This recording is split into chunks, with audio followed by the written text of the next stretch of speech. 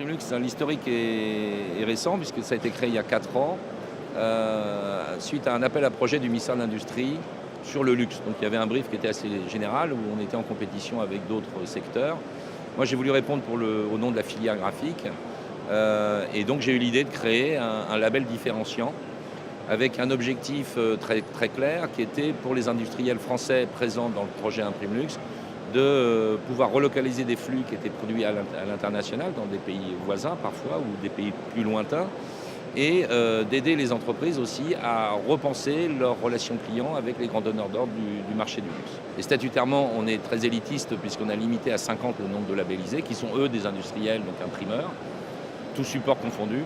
Et on a 20 partenaires, parmi lesquels donc, tous les grands noms de la chaîne graphique qui sont présents ou pas présents ici, comme Heidelberg, Komori, Agfa qui est ici, Canon, etc., etc.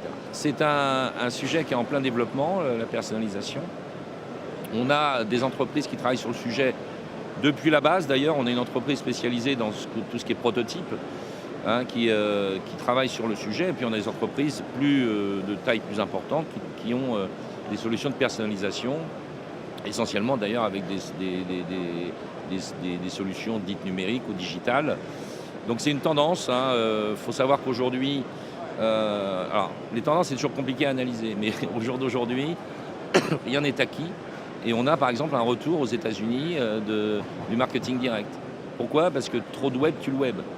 Et quand on est inondé de spam, de web, de mails, au bout d'un moment, même s'il y a des lois drastiques sur le sujet, au bout d'un moment, on ferme son PC, on dit stop. Et que si on reçoit un emailing, là on recrée une relation cliente différente.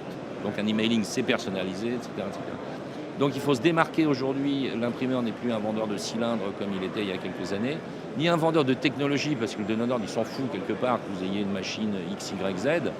Mais il faut lui amener aujourd'hui des solutions et reprendre cette relation client à la base. Et c'est pour ça que je pense qu'il faut qu'on ait... Nous, on travaille par exemple sur des formations, on propose des formations sur les codes du luxe.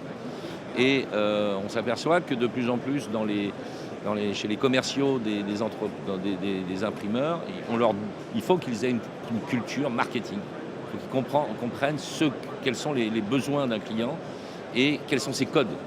On parlait des codes du luxe tout à l'heure avec le premium, et je pense que c'est important. Voilà. Donc moi, mon message, c'est un message, voilà, nous, en Imprimlux, c'est compliqué d'y rentrer, mais on doit être une locomotive qui doit vous permettre de vous inspirer de ce qu'on fait.